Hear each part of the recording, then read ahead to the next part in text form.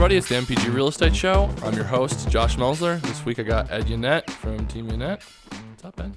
Not too much, bud. How's it going? Yep, I'm excited to be here. This is awesome. Thanks for inviting me. Yeah, man. Thanks for coming on. We were just talking a little bit about like the video and audio stuff that you guys are doing, like kind of before we jumped on the show, and how much you guys have expanded that recently, and how you've been getting into it pretty heavy. You know, it's something I've always loved doing. It's the kind of the creative side, but with COVID, it really kind of escalated, like crazy escalation because of people not wanting to get out. You know, so we had to up our game with the videos and the 360 tours, 360 videos, photography, everything that we do, because people weren't comfortable going out to look at houses, but we were still selling houses like crazy. Right. So, and what the nice part is that, we would get 12, 15 showings and get an offer. Okay. Now we're getting 4 showings and getting an offer, because you're weeding out the 14, 15 are like, oh, I didn't like the way that looked, or I didn't like that, with 360 tour. Right. Because they literally, it's like you're there. I mean, it's the weirdest thing. I just did one an hour ago, and it's still, I look at the pictures and I'm like, what the hell? How do you do that? That is so cool. It has the HDR technology, the high resolution. It does, it takes the 3 pictures, stitches it together. It does it all automatically in the camera, Now I have to send it out to make it not look, that, what do you call that? Like the globe the effect? bubbly, yeah. I send it out, and there's a company that puts it together so it looks square and like a really? room. Yeah. Okay. Yeah, it's very cool. But yeah, just stuff like that. And I love doing it. We were talking before. I said that I like doing a lot of the pictures myself, because the photographers, although they're great, they won't move stuff, or I'll try to go, like I just literally did this morning with a client. And I'll say, hey, can you be there with me? Just because I'm going to ask you to move some things, and I don't like moving people's stuff, So if they're there, that's great, because I'll say, hey, yeah, could you move that, that video camera? Can you move this, or can you, whatever, and then it just, I know what it's going to look better in the picture, And a photographer that, most of the photographers that we pay, they're just there just to take the pictures, and they're done. And they're awesome. They're fantastic. But to kind of push it over the top, I like doing it myself. And some people say, oh, Ed, it's not time effective and this and that, but it's like, for me, I'd rather sell 45 houses and present them the way I want to present it than 300 houses with a team of 20 people, and do it myself and put my fingerprint on it. So I never asked this before. How many people are on your team? Well, right now it's me and a buyer's agent, and her name's Lisa, not to be confused with my wife, Lisa, but she is moving. Her husband's in the military, and they're PCSing to Hawaii, of all places. What? Yeah. And she calls me. She's like, Ed, I have something I have to tell you. What? And I'm like, what's wrong? Lisa, you all right? I'm thinking, something happened. Someone's sick. No, I have to leave. And I'm like, oh. Well, okay, what's going on? She's like, I'm PCSing. I'm like, oh, okay. And she's like, to Hawaii. I'm like, are you kidding me? Can I go? Can I PCS with you? I think it's PCS, yeah. Permanent change of station. But I was like, oh, you got to be kidding me. So I was just like, she's like, what? I'm like, it's not like you're going to that Army base that's in the north in Alaska or anything. You're going to freaking Hawaii. I mean, come on, So anyway, so she's been packing up and getting ready. So I've been it's really just been me the last, 4, 5, 6 weeks. Now my wife, Lisa, she's officially an agent and is part of the team, but she runs a staffing company, which is actually right across the street from you. Horizon Staffing. She's been doing that for 22 years. And been right there in pretty much the same location since then. So, but she helps. She'll do friends and family referrals that we get that want to work with me or her. That she'll step in and do that. So she probably sold, on the buy side, she probably sold 5 houses last year, which isn't a lot, but she doesn't. She doesn't do it. How many do you typically do in a year? I think we did 42 last year. Dang. On the listing side.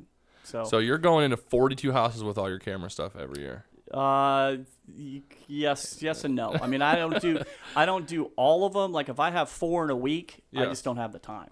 Okay. So, but I use Kevin Schwartz. Is he? That sounds very familiar. What's the name of his oh gosh, Kevin, you're gonna kill me. Coastal something Productions. Oh yes, that's how I know. He's out of Richmond Hill.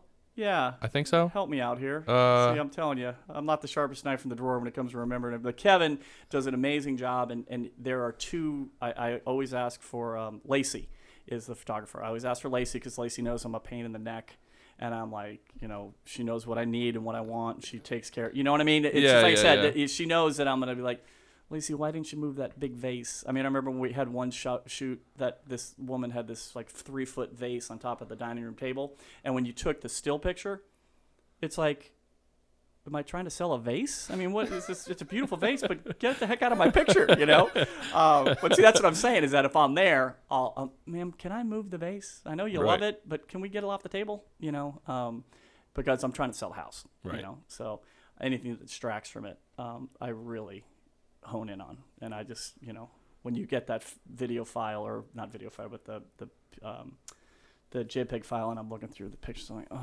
oh, it's painful. I'm like, oh, I would have moved that. I would have shut that light off. I shut the fan off. I would have, but they have it a lot of time, and they just go in and do, but Kevin, he's top shelf. Top shelf. So yes, I do use them when I get in a jam. But if I list 1 or 2 houses a week, which I usually list at least 1 a week, I'll do it myself. But sometimes, like I said, I'll get in a jam and I'll have 4 listings that are, like, hey, then I'll call Kevin and he comes in.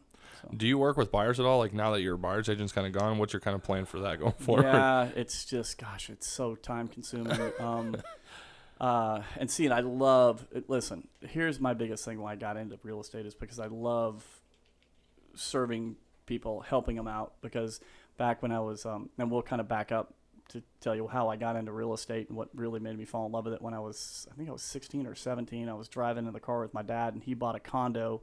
I'm from Denver, Colorado, and he bought a condo in Colorado Springs because he worked down there and would commute every day. I'm like, Dad, that's it's an hour and 15 minutes, but he'd get up super early, drive home every day.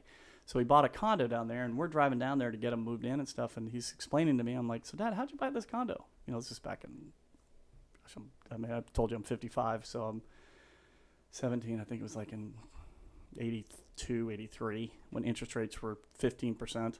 But how much was a house in Colorado Springs? It's like $130,000. Oh my God.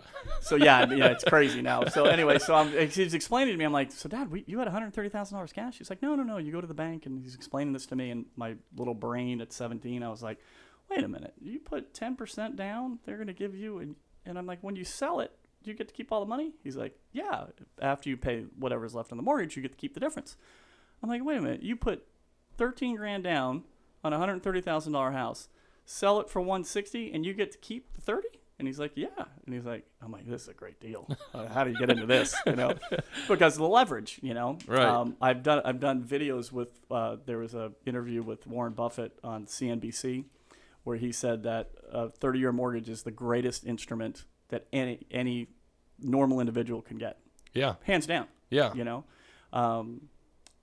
In that video on CNBC, he was talking about his, beach house. Did you ever see that? I definitely have heard him talk about the 30-year mortgage. I got to send it to you because it's a great story. He talks about he bought a beach house in San Diego, I think, in like 73, and he paid $120,000 for it. And they said, well, the lady interviewing him says, well, why, on CNBC, says, why didn't you pay cash for it? And he's like, well, because I got a 30-year mortgage. It's the greatest instrument known to mankind.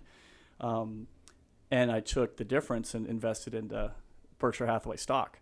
So they had him on the sequence talking about because he bought a $120,000 beach house, was selling it for $15 million, and they're like, oh my gosh, it's so much money and blah blah blah. 120 to, so he's the guru of real estate too. Yeah. And he's like, yeah, but wait a minute, I took $90,000 and put it into Berkshire Hathaway, which today is worth $700 million.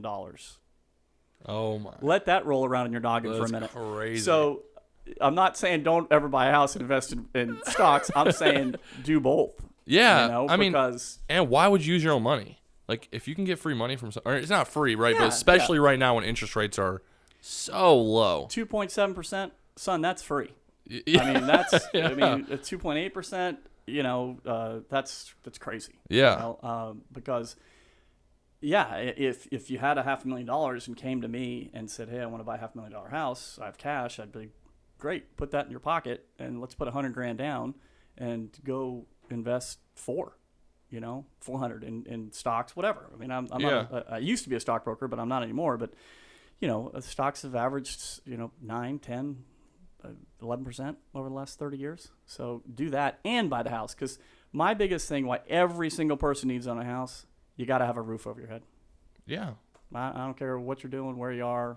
If unless you're living in a box or under a bridge, you need a roof over your head. And either I'm paying the rent, which is paying my landlord's mortgage, which is making him a millionaire, or I'm paying my mortgage, and at least it's a forced savings account. So yeah. I've never had, since I've been a real estate agent, over the long term. Now there are people who will listen to this and say, well, in 2010, I'm like, yeah, I get that. I think everybody crapped on themselves in 2009, 10. But if you stayed in the house through today, you're making money. Oh, yeah. Because not only has it appreciated since 2007, 8, 9, 10, but you've also paid it down for 12 years. Yeah. Do you see what I'm saying? So it's a double whammy. If it goes up 1 or 2% a year, well, 1 or 2% is not a lot. But remember, it's on the whole value of the house. And then you've diligently paid your mortgage, paid it down. Well, there you go. It's kind of a no-brainer. Because, like I said, what do you want to do? Live in my car? Right. Yeah. So, but anyway. And I mean, I've heard this saying like a million times, but like the single greatest contributor to people's net worth is their mortgage in most cases, right? I mean, that's most people's biggest purchase ever. But my biggest, if you go on my Instagram or anything and just look back 3, 4, 5, because I repeat myself over and over and over again, homeowners have anywhere from 40 to 44 times the wealth of renters. That's drop the mic. What else do you want me to tell you? I mean, you can say demographics, age, this and that. 44 times the wealth. What do you want to do? So that's why I really push, a 24, 25, 26-year-old. Now, I got the assumption, which you know what that does. You got to stay there 5, 10, 15 years. Right. Okay. This isn't these house flippers, that's great, but that's where the risk comes in. If you're like, listen, I'm setting roots down here in Savannah, I'm staying here for 10 years, 15 years, absolute no-brainer, especially when, I don't know if you've looked at rents lately, but you got rents out in Pooler for a 3-bedroom, 2-bath. They're $1,800. Yeah, they're insane right now. It's actually surprising how high the rents have stayed in Pooler, considering how many new units are being built there all the time. And they're gorgeous. I mean, don't get me wrong. I mean, you drive out. I feel like I drove into one the other day to look at something for a client, and I thought I was going to a country club. I'm like, where am I? Am I in Cabo San Lucas? I mean, they had fountains and pools. They had like a thing where the water shot out of the ground for the kids, and I'm like, that's all cool, but $1,800 a month will buy you a $300,000 house. Yeah, all in. I think even more, of a house. So I think that's the thing you have to look at. But like I said, if you're here for 2 years, 3 years, you don't know where you're going to go, my goal is to move to Dallas or wherever, then don't buy a house. Don't rent. It's easy, no stress, or I tell a lot of my older clients, they're in their 80s. It's like, go rent a beautiful place. Why mess with upkeep, mowing the lawn, putting pine straw out? You're 80 years old, sell your place. That's what I help a lot of people do. So I love to help the older folks to really be their advocate and, fight for them to make them as much money as possible, because, that's usually they're at the other side of this. Right. You know what I mean?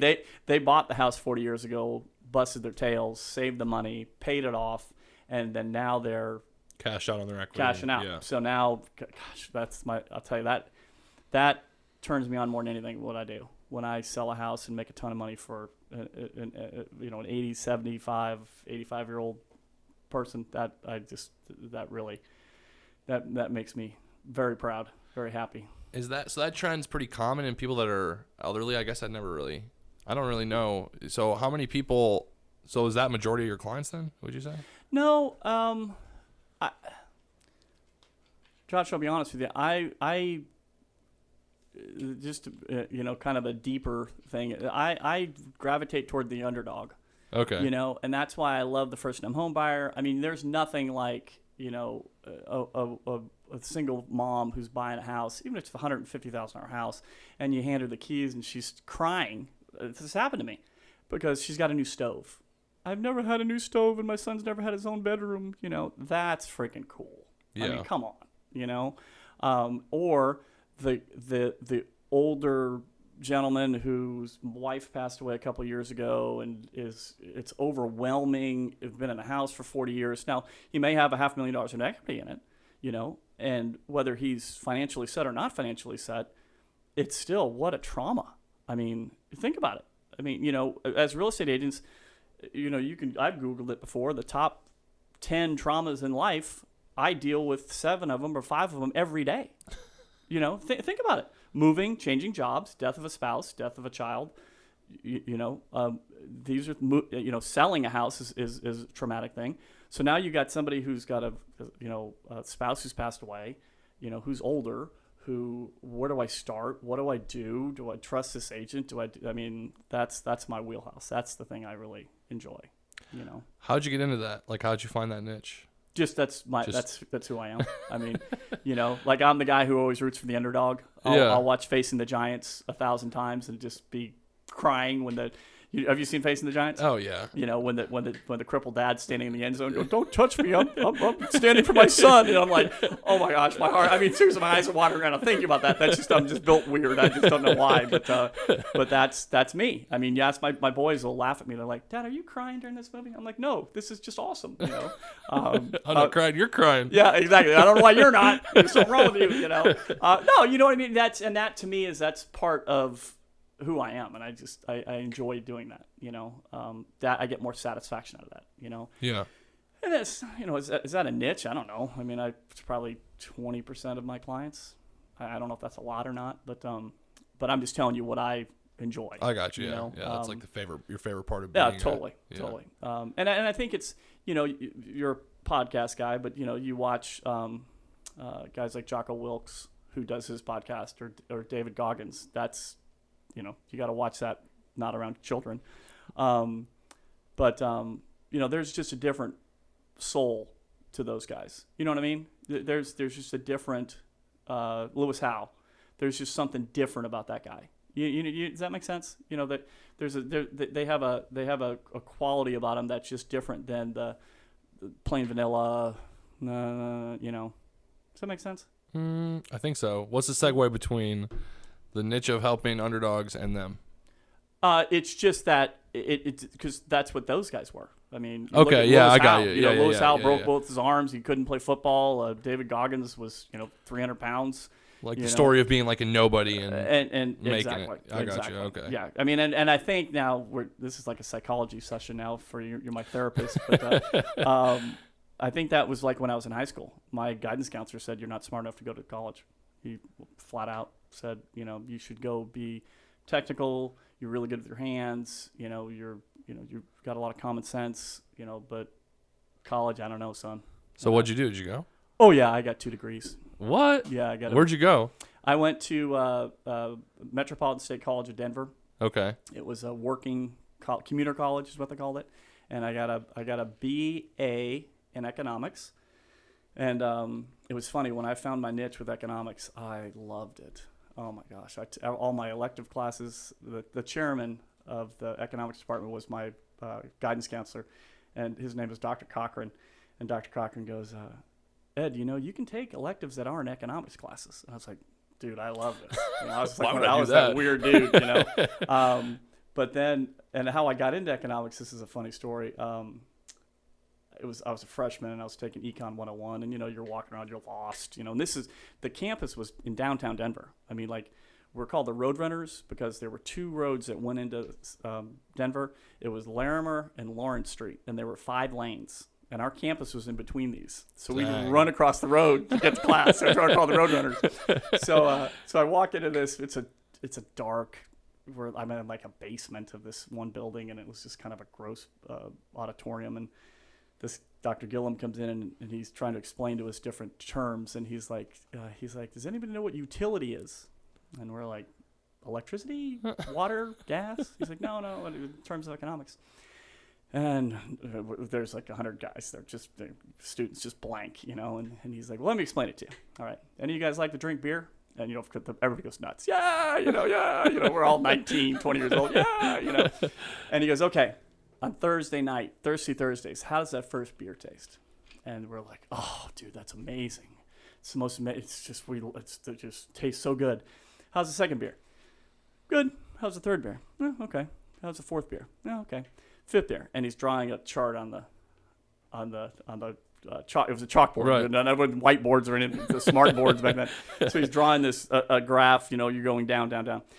He's like, how's like the 12th or 13th beer? And the people are like, oh, we're probably puking. I feel terrible. I don't want any more beer.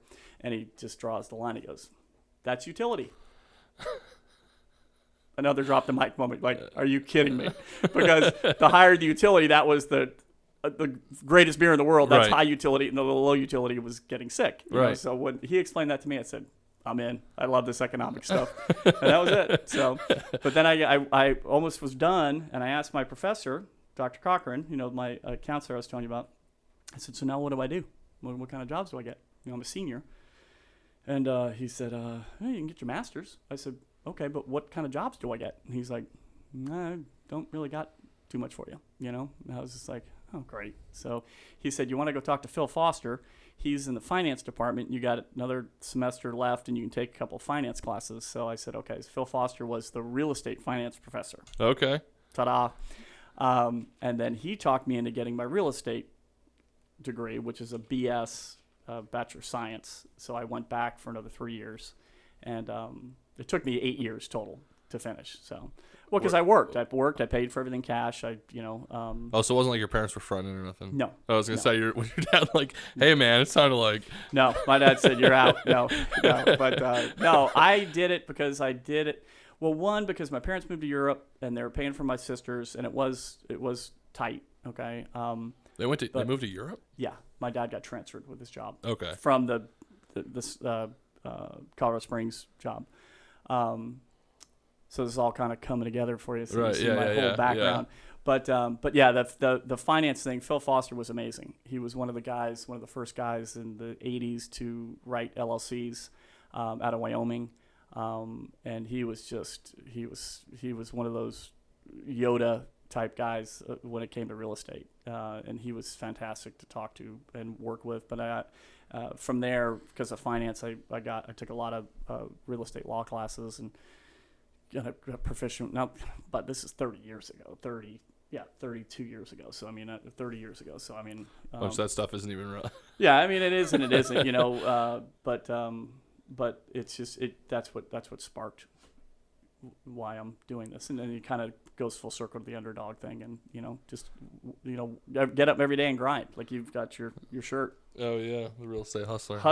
Yeah. Shout out to Josh Rex Austin. There you go. There you go. So then, what was the trajectory then from the end of college to, I guess, when you got started selling houses? Excuse me, just took a quick drink, but I worked for a company called Lipper Analytical, and on the side, myself and then my brother moved back to Denver, and we fixed houses up on the side In Denver, and I worked at Lipper, and then I left Lipper and became a stockbroker. But Lipper was cool because I would talk to guys. Lipper Analytical was bought out by Bloomberg. They did all the Morningstar, 5-star mutual fund. This is dating myself, but we had to collect all the data, and this was before internet or anything. We literally had to call them and find out what the close price was. And my job was to interview a lot of the portfolio managers. Okay. So it was really cool. I got to talk to some of the big. I was 25 at the time, and when you watch CNBC, and they interview XYZ. Yeah. Well, what Lipper would do is we would interview 5 of them, and we'd fill out a little form, and it would say, who was the coolest, who was, they had questions we'd ask, and then they would send it to CNBC, and I'm making up CNBC. I don't even know what it was back 30 Right. years ago, but they would pick who they were going to interview. Like and that's Really? So you were just like screening, and then I would call and get different, for the earnings calls. I would get different things, and it was very analytical. But I had the big mouth, like I was joking about before, trying to make sure I don't redline on your thing. But I like, get Ed to do it. He'll call those people. He'll get Ed to do it. So, and then from there, a guy who owned a stock brokerage company, heard about me, and then they hired me. I was a stockbroker, which was awesome. That was 3 years, a little over 3 years. And that, you want to talk about getting over your fear of cold calling. Be a stockbroker for a couple of days, and you'll get over it real quick. Because they laugh all the time, like in training classes at Keller Williams. They'll be like, "Who likes cold calling?" I'm like, "Me." Like, what's wrong with you? Yeah. So if you were a stockbroker then, like the late 80s, early 90s? Early 90s, yeah. So yeah. was it like was it like the Wolf of Wall Street or like 100%. Boiler Room? Or? 100%. 100%. Yep. And as a matter of fact, that's why I quit, because now this is dating me again, because remember, do you remember when AOL went public? No, you don't, Josh. I was born in 95. Yeah, exactly. This was about 90. I mean, somebody can Google when AOL went public, but we were in on the initial public offering on AOL, Netscape, BBN, which is Bolt, Barron, and Newman, I think. But we bought a bunch of these stocks, and that's why I quit, because we bought AOL for a ton of our clients, and they wanted us to sell it because the firm was going to have like the biggest day in, Wall Street history or whatever, their history, if we sold all of our AOL stock. And it went from like, AOL had a blackout. People don't remember this because it was 30 years ago, but AOL had a blackout where AOL didn't work. Imagine waking up and Google doesn't work for 5 days. 5 days. 4 days. It was something like that. It was like, I think it was 4 or 5 days. So the stock plummeted, like this internet stuff, it doesn't work, and we bought it like crazy. On the premise it was going to go up to like 70, okay?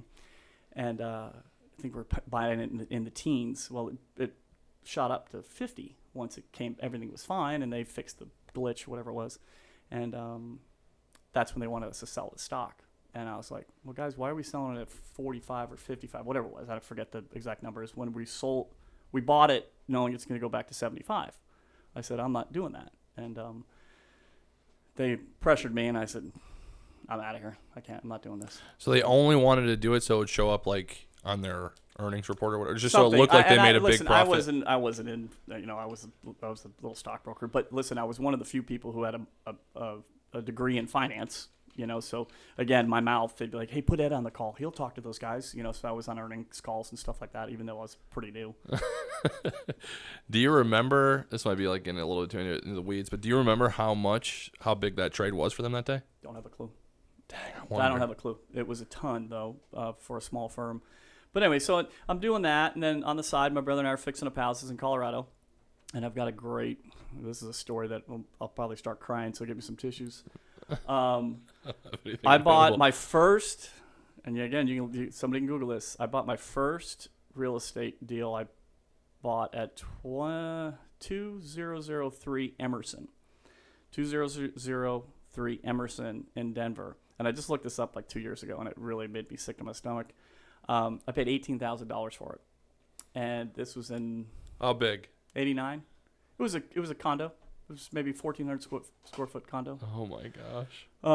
Paid $18,000 for it. And this is in Denver now. Yeah. Okay. This is straight shot down. I think it's 17th from where we were, almost like one block over, straight shot down to downtown Denver. The RTC, which is a Resolution Trust Company, they were the ones who took over all the defunct real estate back then. And that was because they changed the real estate laws, tax write-off laws, the passive loss, had to be an active. Anyway, it's getting the weeds on that one. But anyway, so I picked this little condo up. I'm now 24, just finishing school, working at Lipper. And I'm like, hey, I'm going to fix this place up. I'm going to make a fortune. This is my first flip. So I go to the bank, wouldn't give me any money. So I scraped together enough cash to buy it. And then I went to the bank. And I think her name was Sylvia. And she was such a sweet lady. She's like, we can't give you any money. I said, you don't have any credit. You're just finishing school. Sylvia, I was like, but I'm buying this place and I need money to fix it up. She said, well, I'll tell you what. If you fix it up and come back to me, we'll lend you the money. And I'm like, wait a minute, but that doesn't make any sense. So I went out and this was before Home Depot, I got like a Hugh M. Woods, which was the hardware store. I got a Hugh M. Woods credit card. I got a Chase credit card. I got all these credit cards and just wrote them all up as high as I could, and then begged for extensions to buy the material to fix up the house. So we fixed it up. I think I was into it for like 40 grand, maybe, probably 40 grand. And I got the loan, paid off the credit cards, and then about 3 months later, we flipped it. I think we sold it for $89,000. Dude, I was the man. This was in about a year. So I probably lost 10 pounds, and I was skinny back then, but I was really skinny. I looked sickly because I was working so hard. My brother, I remember there were nights, my brother and I literally worked for 36 hours, 24 hours, didn't sleep because we had it, it was like, got to get this done, Right. So we got it done, sold it for 89, something like that. And I was just like, I made 45 grand. I'm the man, Right. Well, I looked it up, and in 2019, the guy sold it for $480,000. Yeah. I was going to say. $480,000. And guess whose kitchen was in it? It was still your kitchen? My kitchen. What? Yep. Dang. Guess whose bathroom was in it? My bathroom. So that's totally not updated then. That's crazy. Well, they updated a few things. Now, they did do something that I wanted to do, but we didn't have the money. They cut a hole in the roof and put a spiral staircase in the front bedroom. And they put a deck up on the roof because it was a flat roof. And so you had a view of downtown Denver. But that couldn't have cost them 20 grand, Right. But, yeah, $89,000. I was the man. No, I was an idiot. Just the guy who really made the – now, again, it's, 30 years later. Yeah, hindsight's 20/20. When the world knew that the real estate market was going to go through the roof in Denver like that, Yeah. So, yeah, $480,000. Yep. But that's still a great chunk of change for – this would have been – or late 80s, early 90s. So now you have like 50,000. Well, you split it with your brother, so 40. Yeah. So $20,000. Yeah. Yep. So, but and I don't think I split it with my brother. I think I just gave. I don't think he asked me for that much money, because he was just kind of helping me. Yeah. But yeah, again, he was my brother, so I would have given him everything. I didn't care. Right. But anyway, so that's how it started. That was it. So I got the bug, and we bought another place, and then I bought another place, and that was it.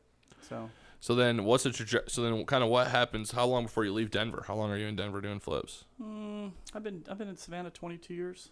Okay. 23 years. Yeah. So then I came here and started doing that here. The real estate crash happened, and then Lisa's like, Ed, why don't you sell your real estate? And I'm like, yeah, I guess I could, And then she's like, no, seriously. And I'm like, I've always been able to sell stuff, but see, the funny thing is with real estate, we really don't sell anything, which is kind of a misnomer. People think, well, you sell real estate. It's not like I'm selling you that T-shirt. I can tell you the cotton and this and that, and it's $2 cheaper than the Gildan and blah, blah, blah. It's not like selling a tie or a pair of shoes, because it's more of it's a lifestyle thing, and again, we were talking about this before we started, but that's, I like to sell the lifestyle. Does that make sense? Because I'm not selling a house. To me, the house is incidental, because, if I can get you granite countertops, I can get you, new paint, new flooring, whatever you want. We can get all that stuff. But if you want to live on the water, if you want to live where I live on Isle of Hope, and you want to go to the pool on Saturday and see 50 of your friends, you want to drive a golf cart around and see 1,000 of your friends on their porches waving at you. You want to be able to go fishing in a little pond. To me, those are more important. How you feel when you drive into the community, when you're driving home after a long day. That to me is the best part about it. It's not like the 2x4s. It's the experience. It's the experience. It's like I just did a voiceover for a place out in Richmond Hill, and I described my experience living in Isle of Hope for the last 20 years, because it's kind of an emotional big time now, because my 18-year-old is why we moved to Isle of Hope 18 years ago, because Lisa, my wife, grew up out there, And we wanted our kids to have that same experience. It's kind of like Huck Finn. You got the water all around us. You got the pool. You've got churches right down the street, so we walk to church. And that's give me any house in Isle of Hope. I don't care. I love where I live. Now that's me. Out in Richmond Hill, this property, it's on deep water. It's amazing. The Richmond Hill has unbelievable baseball fields and football fields and facilities that we don't have, to me, as nice the ones here in Savannah. So that's somebody else's dream. Right. You see what I mean? Yeah. Your dream is your dream. My dream is my dream. But it's still a dream, and that's something that is kind of cool with real estate. That it's $80,000 to $480,000. That's great.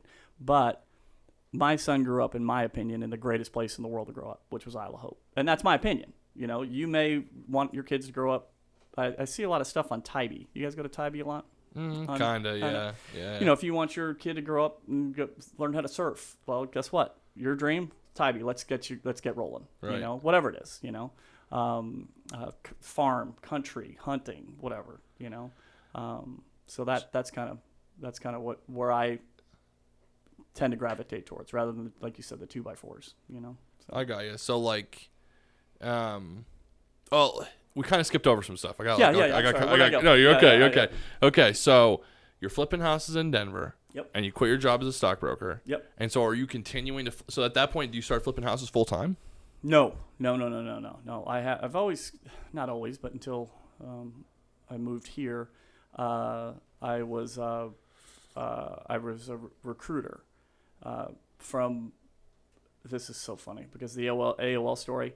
My roommate at the time had AOL, and I quit the stockbrokers, and I didn't know what to do. So I went and I started working back at the restaurants again full time, and that's how I put myself through school.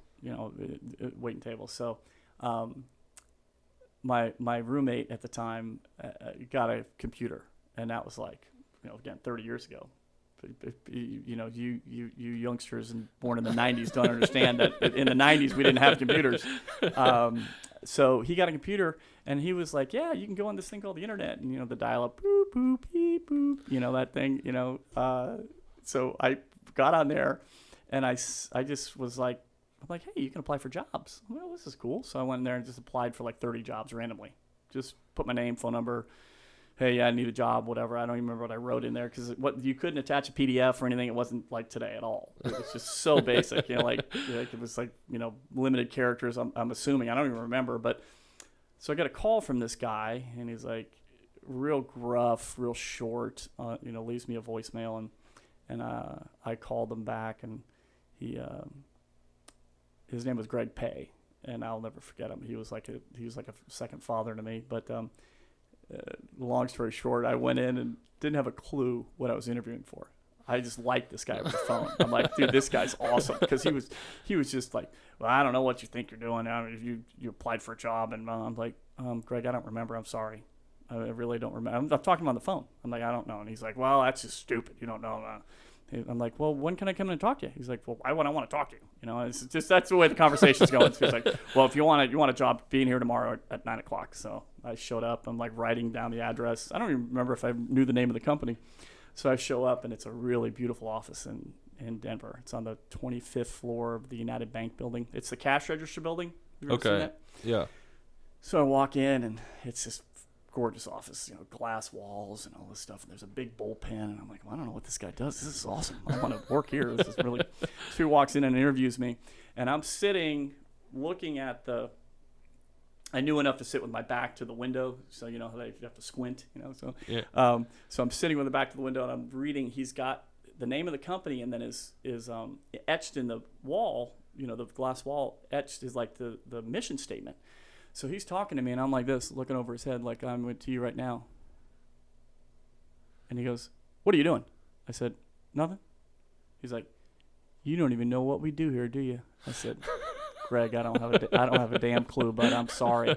And he's like, can't believe it. And I said, I'll tell you what. You sell stuff? He goes, yep. Over the phone? Yep. I'll be number 1 or number 2 in your company in a year, or you can fire me. And he got up and walked out. And I'm like, well, this is fun. I guess I can just go back home now, you know. So he walks out and he opens the door, glass door, and he looks back and goes, I can't wait to fire you. And he left. And I'm sitting there. That was it. And I'm like, what in the world? I'm like, what just happened? When I get hit by a truck, you know? So he leaves and I'm sitting there.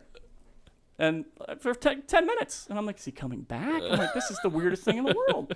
So the receptionist opens the door and goes, Miss Yannett, what are you doing? I said, I'm just sitting here. He's like, well, Greg left like 15 minutes ago. I'm like, I know. I'm just waiting for him to come back, I guess. He goes, he's not. He went on to another meeting. And I'm like, oh, so I don't know. Did I get hired? He's like, what did he say to you? And I told her, and she goes, well, I guess just maybe come back tomorrow.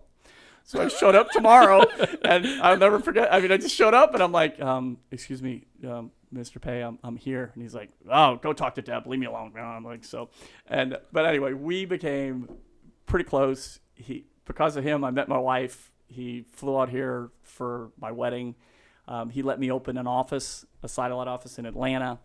And he was just an amazing guy. What were you guys selling? We were headhunters. We were recruiters. Oh, okay. I got you. Okay. Yep. And I finished second in the company, so he didn't fire me. My first year. Out of 60 recruiters, it was awesome. But that's how I met my wife. She worked at Invesco in Atlanta at the time. And I was in Denver, and they wound up being one of my biggest clients. And now, in the background, I'm still flipping houses. I think I owned a couple rentals, and we've sold a bunch of them, which I could tell you even more stories about crazy valuations, But yeah, that's how I got here. And then, so I kind of, because I became like a manager with the recruiting thing, so I kind of dropped the real estate, but I always loved, I was like, I'm going to get back into this at some point. Right. And, but that's how I kind of transitioned. But see, the thing is I think that, God puts stuff in your path, because that's what makes me good at being a real estate agent, is because I'm good over the phone. Right. Like, you could give me your cell phone right now in an hour. People would be calling you going, who's that Ed character? I would make 50 friends, because that was my training, and that's what made me good, with being a recruiter. That was unbelievable. Josh, you should have seen some of the people I met. I mean, I met Abigail Johnson, the woman who owns Fidelity Investments, the top 5 richest women in the world. Now, this was, again, 20 years ago. So still, I met John Vogel from Vanguard. I don't know if you know him. He passed away a couple years ago. Because I was their recruiter, and when they, not her personally, but I was on a campus. I flew to Utah. That's where Fidelity has a huge call center in Utah and Dallas, Covington, Kentucky, obviously Boston. But yeah, I just met some of the coolest people. Sometimes I feel like I'm Forrest Gump. I'm like, oh, met the president again, because it goes full circle to the underdog thing. I'm sitting there talking to Paul Vogel, and he's screaming at me about my fees, and I'm just like, he's got this deep voice. He's 6'6", and he's like, yeah, you charge me too much money. But I'm like, I'm sorry, sir. I'm really sorry. That's my firm charges, And in my mind, I'm thinking, am I really talking to this guy? I'm like, who am I? Yeah. So that just all those experiences, I think, lead to why I love what I do, why I think the way I think, And then when I got here, we were flipping houses and doing that. And then, like I said, Lisa talked me into getting my license. It's the greatest. I wish I would have got my license 30 years ago. Yeah. Why did you get out of, what was the segue between recruitment office in Atlanta to flipping full-time in Savannah? The segue was Greg Pay sold Careers Limited was the name of the company. Okay. He sold it to another bigger company, and he asked me, he said, Ed, please, you need to stay for a year. I said, because he had some sort of a contract with him. Right. And I ran a financial division in Atlanta, and we made a lot of money because there was 4 of us in it, and we generated 3 times the billing, 3 or 4 times per head than the regular office. So we made a lot of money, because it was very low overhead for us. But when he left, I said, Greg, I love you, but when you leave, I'm gone. I said, and I used to call him Dad. I used to walk into this big thing, hey, Dad! And he'd be like, shut up! I'd scream across the whole bullpen, hey, Dad, I'm here! And just to annoy him, because I loved annoying him. What a great man, what a big heart, tough as nails, But he just, when I flew out here to meet my contact at Invesco, which was actually my future wife, I fly back and I'm sitting in his office. He goes, you're going to marry that girl. Josh, just like that. What? I'm sitting in the chair. And I'm just like, Greg, how do you know? He goes, I know things. And I'm like, he really was weird with stuff like that. How did he know? He knew things. I have no clue. I didn't even talk to him. I didn't even talk to him about the trip. Didn't tell him. I'm like, oh my gosh, this girl's so hot. Well, nothing. And I just sat down, and that's what he said to me. I'm just like, dude, you're weird. Did she say something to somebody that got back to him? No, never. No way. Nope. That's crazy. Because I was dating somebody very serious, and so was she. Oh, okay. And nothing. It was it just was a business trip. But we were she was hot as a firecracker. I'm not gonna lie to you. But I was just like, whatever, dude. She's So, but then, because this happened over the course of a year. She was, and I would talk to Lisa, my wife, not to be confused with my buyer's agent who's moving to Hawaii.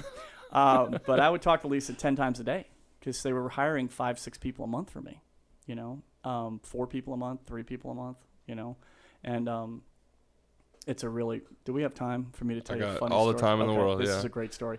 So, we got hired, this guy named Cash. I don't even remember his last name. And then Ron Rosner, he just passed away. He's a good friend of mine. He was older. I think he was maybe in his late 70s. But this was, again, 30 years ago. So he was probably my age. Now I'm saying that I'm kind of scared. But Ron Rosner and myself, Greg hired all 3 of us to be the financial services division of careers, because the old guy took everybody and left and started his own recruiting company. Oh, damn. So and Greg's not a man you want to cross. I'm telling you, he beat the crap out of you and then sue you. So he was funny. He smoked cigars, But anyway, so he hires us, and we're in this office, and we had all these files, from the old files, and so we would just, warm calling the old files, So this guy Cash, I was a little young and I was a little bitter because they hired him as the manager and he didn't know finance from his ear. So Ron and I, he would say stuff and we'd look at each other because Ron was a financial recruiter from way back. He did healthcare and finance, but we'd look at it and say, is this guy's for real? And he's our boss, So one day he's complaining that I've called this company every day, blah, blah, blah. And I stood up and I flipped my chair over, and Ron's like, oh gosh, there's going to be a fight, And I walked up to Cash and I got in his face. I said, give me the damn file. And I smashed it out of his hands and I grabbed it. And I sat down, dialed the number in Atlanta. And because he was complaining that no one answered the phone. He's like, I've been leaving messages for 2 weeks. No one answered. This is just terrible. They're rude. And Ron and I were like, dude, grow some. We're in sales. That's the way it is, you know? So I dialed the number. Hello? Oh, yes. Lisa? Yeah. Yep. Ed with Careers Limited. Yep. Oh, you're looking for record keepers? Yep. We got those. And Cash is over there looking at me like, did he just freaking call once and he got somebody? What? And he was just in awe. And Ron's like, see, that's why you don't ever give up. He's ripping on poor Cash. And I'm talking to Lisa, who happens, 2.5 years later or 2 years later becomes my wife. And this is the funniest part in the world. I tell you about God, how he does stuff. He's got a sense of humor. God does. She was the new HR director for Invesco on their record keeping side. And that was her first day. The reason why no one answered the phone, there was nobody in the position. Dang, so you just so happened The first freaking day, Josh, she answers the damn phone. Come on now. So, but it was like, just a voice on the phone. There wasn't Facebook or internet or anything like that. So it was just, she was very sweet. She was, work-wise, she was desperate because they needed these record keepers. Well, I was stealing record keepers for Fidelity. And I said, oh, yeah, I got that. I got that software. And she's like, oh, my gosh, I don't even know what a record keeper is. I don't even know what, And I got it. Don't worry about it. And she's like, are you for real? I can't believe this, And so I sent her resumes, and that was it. And then what would happen is that when you'd send the resume in, she would call and say, okay, we're going to set up an interview. So I would call Josh. Hey, Josh, just sent this to Lisa Brantley. She's the HR director in Atlanta. You said you'd move to Atlanta, blah, blah, blah. Is that still, and you'd say, yeah, okay, that's great. I'll go, So I'd set up the interview. Then I'd talk to Lisa. How'd the interview go with Josh? She'd say, great, terrible, whatever. Oh, no, we love Josh. We want to fly him out. Okay, great. So then I would call you. They want to fly you out. And then, so literally, I'm talking to Lisa 10 to 15 times per candidate. Right. And I'm sending her 20 candidates a month, so we became good friends. I mean, I knew everything about her, Right. Because after we do the business we do, so how's your boyfriend, blah, blah, blah, how's the dog, whatever. So we became very good friends over the course of a year. And then that's when I went out to see her, and Greg said, a year into this, and then that's when I wanted to see her, and you're going to marry that girl. And sure enough, I did. So, anyway, that's part of that was my long story that I wanted to tell you, and how we met, but then also how I got here. We got here when we bet each other when the Broncos played the Falcons and who would win the Super Bowl. And I said, the freaking Broncos are going to spank the Falcons, And she said, no. So we, because it was funny, is Dan Reeves' son went to high school with me. So I was just like, I wasn't a big Dan Reeves fan. So I said, no, trust me, we get, So we bet whoever's team won, the other person had to pay for a date in their city. So she lived in Atlanta, but she grew up here. Right. So she said, well, we'll just hang out in Atlanta for a couple hours and we'll drive down to Savannah. And when I came here, I loved it. Absolutely loved it. We stayed at Tybee, stayed downtown Savannah, and just fell in love with it. And then the whole recruiting thing, Greg quit. Greg didn't quit, I'm sorry. Greg's whatever agreement he had. Yeah, he got bought out, so he had to stay for a year to make sure everything transition period. And then the minute he left, I started my own recruiting company. And I placed 4 or 5 real high-level people. And at that point, I forget if Lisa and I were married or we were still engaged. I don't remember. But I told Lisa, I said, Lisa, I can keep doing this or I can get back into real estate because there's a lot of deals around here. And this was right before 9/11, okay? I placed a guy, and it was a $650,000 placement, which back then was huge because we got 25%. So you can quickly do the math. Yeah. And this was my own company, so I didn't have to split it with anybody. So they were like, hey, we need to pay you immediately for this guy because we need to be on this quarter's expenses. And I'm like, oh, you're going to pay me quicker? So I get this giant check, and I have it framed in my office, still my biggest commission check ever. And I go, Lise, I can keep recruiting, which is great. I love it. Or we can take this money and invest it in real estate and blah, blah, blah here in Savannah. And we took that route. So, dang. Yeah. And so early 2000s in Savannah, that's the time to be here. Yeah. I mean, houses were dirt cheap. Mm-hmm. I mean, yeah, it was great. It was a lot of fun. I got my contractor's license, and we did a bunch of places, and it was fun. But see, I still, because the nicest thing about being a real estate agent is I'm my own boss, and I don't have to manage 5 subs, and and then when the market turned, it was very stressful because Josh, I was evicting 10, 15, 20 people a month. Yeah, so what happened through all that? Yeah, like what? I owned 2 apartment complexes. I sold one back to my partner. The bank took one back, and I just divested of everything. I just got out of it, because I got killed. I had, at that time, the city built a couple low-income housing projects, but they were the really nice ones, so all of my tenants, while the, 2009, the wheels were coming off, all my good tenants were leaving because these new beautiful projects were opening, so and it was too hard for me to manage, and we burned through a ton of cash, and I just was like, I can't do this. So which complexes did you own? Madison Apartments off of 54th and Montgomery, and Clearview out off of Bay Street. I don't know Clearview, but so Madison's like at the end of 54th. Mm-hmm. Like you take it all the way to the end, and now it's like Magnolia Villas or something. There's two back there. Yeah, there's two Mine's back all there. the way to the left. All the way back around the corner. Yep. No way. Yeah.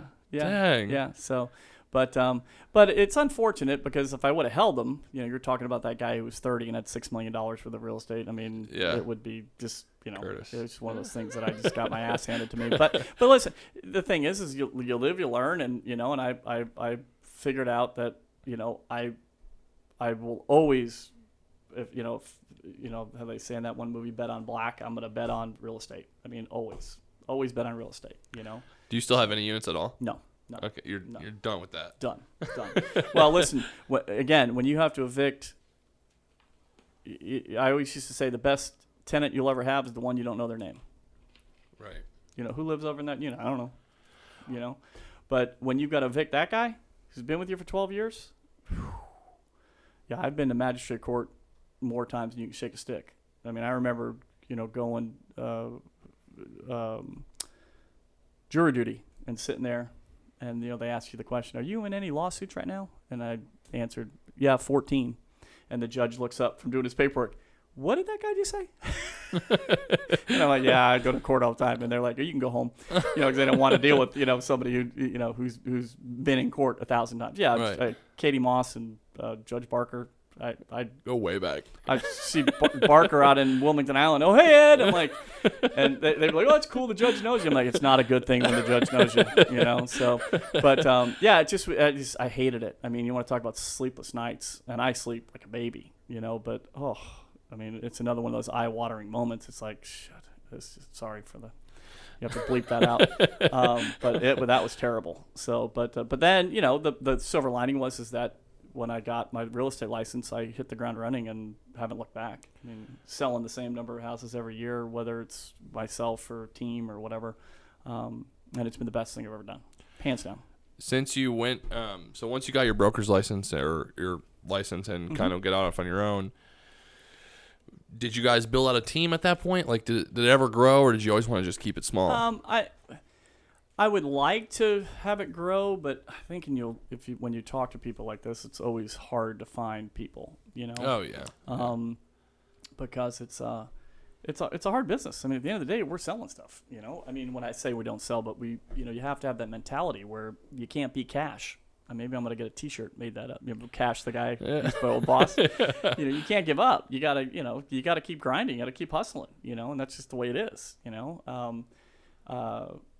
And I tell, my broker now that I said, this is the easiest job I've ever had because it's a lot of work. And, between we talked about videos and this and that and blah, blah, blah, and technology and, internet advertising and everything that I do.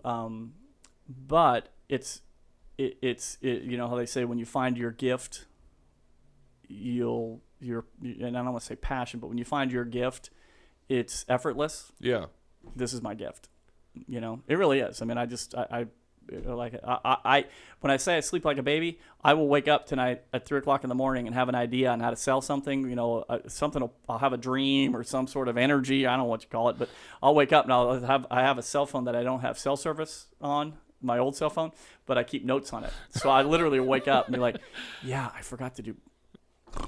And I fall right back asleep, and then like 6:00 in the morning, I wake up and go, oh yeah, I got to do, and it's whatever it is, but like we're talking about the voiceovers or do different things that help promote the properties because, it goes full circle to what we talked about where, it's just it's a great experience to help somebody with the largest financial transaction of their lives. Right. We talked about AOL and stockbrokers.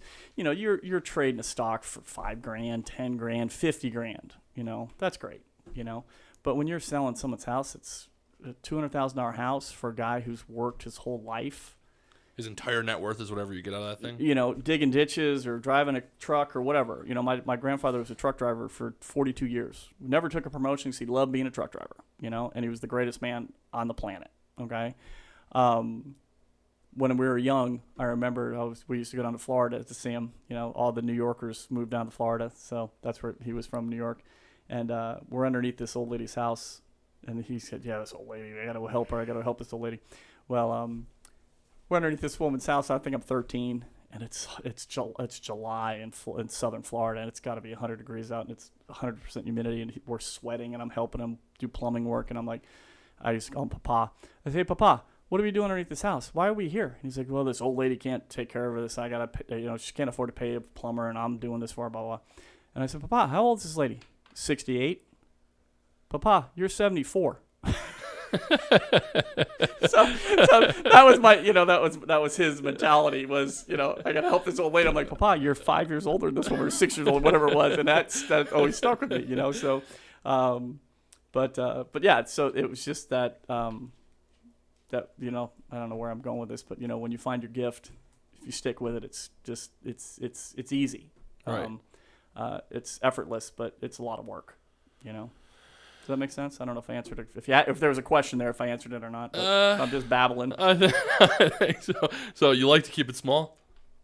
Oh, you want to keep it small? Or yes. Do you want, yes. Yes. Well, I do. Your passion is not managing people. Your passion is doing what you do. But see, if I had the right people, I'd love to manage them. But I'm not gonna pull it out of you. And that's the problem. You would think as a recruiter you should be really good at finding. Oh, of course. Yeah, and my wife owns a staffing company. So you think I should have a team of like 500, Yeah, seriously. But yeah, I don't know what it is. I don't know. I guess I haven't hit that stride yet. Because I know you've interviewed some of the bigger teams in Savannah. But and they're phenomenal. They're top shelf. I mean, their production is, some of them are, 10 times what I do. Yeah. But sometimes it doesn't always matter. No, because see, here's what I do. Okay, when I look at a team, you did Don Callahan, and he's a good example. Not exactly what I'm talking about, but when you say, okay, I did 300 houses. Okay, how many people on your team? 18. Wait a minute, that's 18 into 300. What is that? 20 houses a pop. So you did 20 houses. Now they probably all make more money than me, but that's not my point. My point is that if I would rather do my 40 to 42, now I have to get a buyer's agent. I mean, that's just, now we're talking personal nuts and bolts of my business. I have to, because I have too many. I mean, I could easily sell another 20 houses. Easy. If I had a buyer's agent that worked full time, that wasn't going to Hawaii, Lisa. That's a dig to my buyer's agent, Lisa. Yeah, we would have easily sold, another 20 houses. So you're actively looking for a buyer's agent right now? Yes. So anybody out there wants to be a buyer's agent, call me, please. Please. To go back to what you said, kind of like to expand on what you were talking about before, which is like, you don't always have to be huge, and sometimes doing more production per people. That's one of the things that, like, you brought up Don Callahan. I was doing, doing the numbers in my head while we were talking, and like they do all that volume, and they have 7 people. Yeah, and that's the thing. Don is extremely efficient. Yeah. And now Don's Don's my man. I've known Don forever, and he is top. And listen, they all are. I mean, I don't know who. Yeah. Trisha Cook. I mean, have you done the Hutmans? No, not yet. Yeah. I mean, like I said, they're all top shelf. Heather Murphy, I mean, they're top shelf. Yeah, I haven't had anybody on the show that's not like, yeah. Yeah, don't get me wrong. I mean, but we're all different, and see, I think, and that's what I love about the video is because when you watch my video and you're like, I like that guy. I want him to be my agent. That's what I want because I can reach so many more people with a podcast, with a video, with Facebook Live for the Taste of Sandfly, because we haven't even talked about that. I mean, we can talk for hours about the stuff that I do. I did all this stuff. Like, I started the Isle of Hope newsletter 11 years ago. What, you run the Isle of Hope newsletter? Me? Yeah. That's me. Dang. Yeah, I started that 11 years ago. How do you have time? Well, I handed it off to my brother-in-law, so we do it together now. Okay. He does 90% of it, Chris Brantley. So okay. I got to give him props. But I started it. I have the first one to show you. Like when I first started that, I lived in Isle of Hope and I ran the T-ball league out in Isle of Hope. I've always done stuff, because like I said, I like serving people. I like helping people. I like doing, I love my neighborhood. I mean, that's it, So doing the T-ball league, I had all these, we had like 180 kids that did T-ball on Tuesdays and Thursdays on Isle of Hope.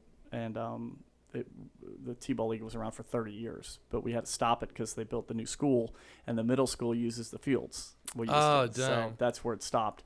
But I had 18, 20, maybe 25 companies that would sponsor the teams. Yeah. You know, all local companies, you know who they were, you know. So I was like, you know, if we did a newsletter, I can get these guys to advertise, and we could promote stuff that's going on in Isle of Hope, Sandfly, Isle of Hope, Dutch Island. And I said, I'll do this. So I sent an email out, blasted email out to all these people. Josh, I was thinking it was going to be 6 or 7 pages. The first freaking email or the first newsletter was 48 pages.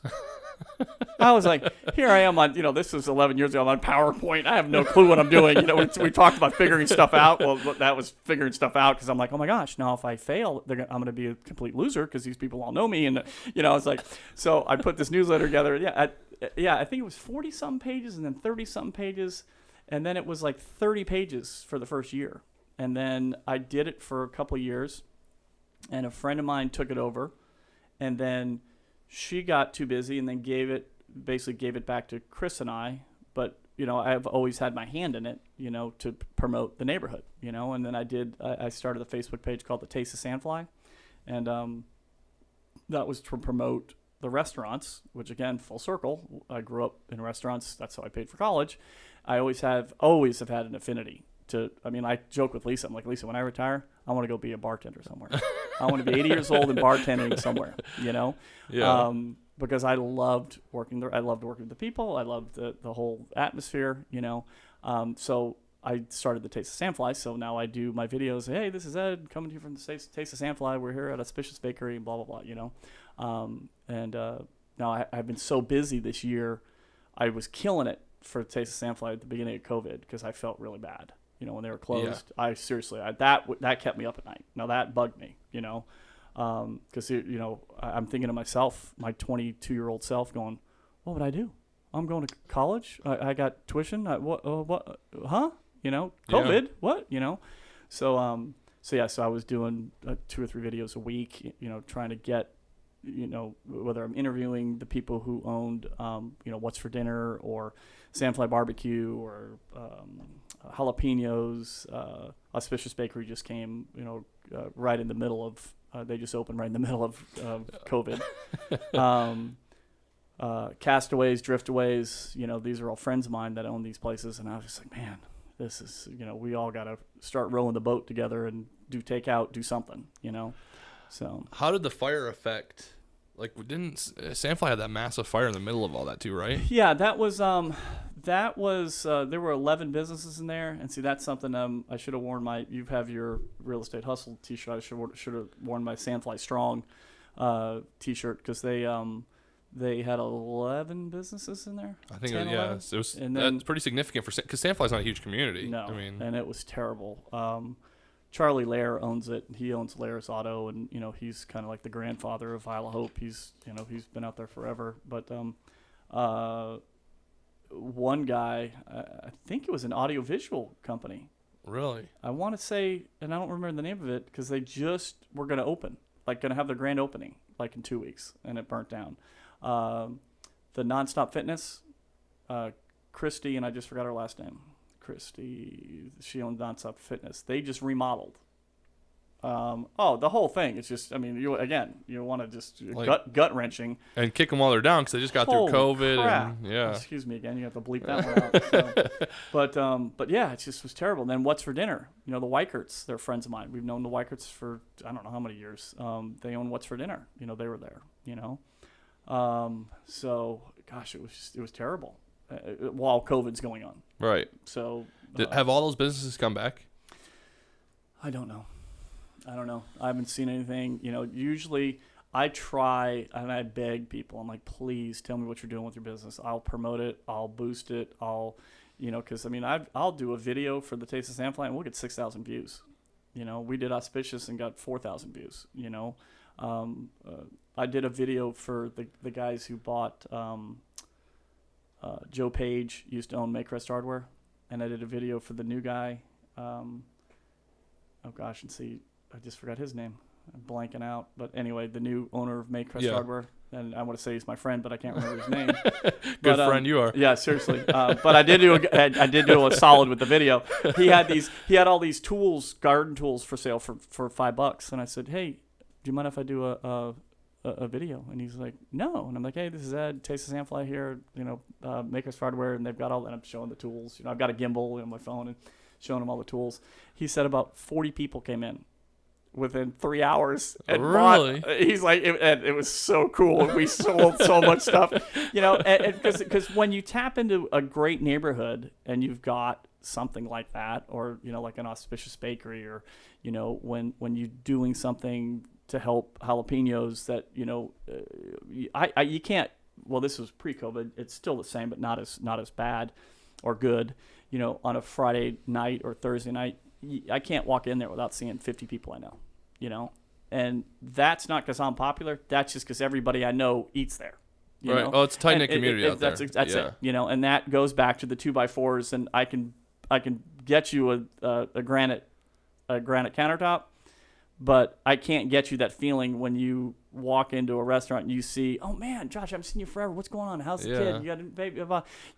It's just, I'll do write-ups for my properties, and some of them I'll have like a theme in my head, and one of them is cheers. Everybody knows your name.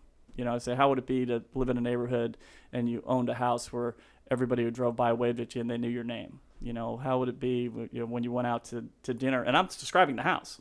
I don't care if it's 3-bedroom, 2-bath, or 4-bedroom, 1-bath. It doesn't matter to me. It's like, how would you like it if your kids grew up in a neighborhood where they knew, everybody knew their name? My dream location is there. So I've been kind of debating to say this or not because I don't want to give it away. But like probably my favorite, outside of the Big Island of Hawaii, maybe my second favorite road besides Wahiki Road. Big Island of Hawaii. Your favorite road is where? Okay, so I don't know the name of it, which is like a little embarrassing, but I've been down it, I don't know, a dozen times. Bluff Drive. You already know what I'm talking about. There's the mansions on your left, and dude, it's the best. Yep. It's the best. The marsh on your right, it's just beautiful. The way the sun sets out there, and the way and seeing the thing is that there's, I'm friends with Charlie Waller, who owns the marina, who and I know 8 out of 10 of the people who live on Bluff Drive, and and it's just a phenomenal place to live. Now, see, listen, like I said, Josh, this is my dream. Yeah. But somebody else's dream might be that house I'm listing in Buckhead. This morning, I did the photo shoot, and literally right around the corner from this house, there's 4 baseball fields, 2 turf football fields, an elementary school within 2 blocks. Yeah. And Richmond Hills has, I think this is a really, really good elementary school. I'm not sure, but the facilities that they have there's a pool, there's 8 tennis courts. There's nothing like that here in Savannah, unless you want to go live at the Landings. Right. But then the house is going to be twice the price, So, but like I'm saying, is that whatever your dream is, that's what your house should represent. Yeah. Not how big it is, or hey, I got a Viking stove and you don't, and blah blah blah. Come on now. Tell me how great it would be though to walk out your front door and you look across the street and it's like the whole marsh. Oh well, the thing is that if like where I live on Central Avenue, so I'm a block and a half, 2 blocks from the. So bluff. not really that far. You can walk. Listen. I told you earlier I'm 55, and when I was 53, I said, listen, I got to start working out and get serious about this. So I got up. I forced myself, Josh, for a year and a half to get up at 4:30, 4:45 in the morning, and I did it for a year and a half. All right, and it's the most beautiful thing in the world to walk on that bluff, and there's nobody there. The sun's coming up, and then usually right when the sun comes up, that's when people start waking up. But when it's, I have Instagram posts. You look at my Instagram, you go back about a year and a half. Every day I was out there posting at 5:15, 5:30, and it is. If you don't believe in God, you will do that for a few days. I promise you will. So my pastor always says that if you don't believe in God, come to the Low Country. That's it. Sit. There's 2 Adirondacks chairs at the end of St. Thomas, I think is the little street they're on, that one of the people there put out. I would sit in the the same one. I'm telling you, I'm weird. I don't like to change things, so I sit in the right-hand side Adirondacks chair and would sit there and meditate, pray, and watch the sun come up. And there's I don't even know what in the world, how I can be so blessed to live in that neighborhood, But like I said, if you lived on Tybee, you could get a guy who's a real estate agent out on Tybee, and he's like, man, you got to see sit on the the pier and watch the sun come up or whatever. You know what I mean? It's whatever it is. You know, that's again back to the real estate podcast. That's what I like to sell. Yeah. You know,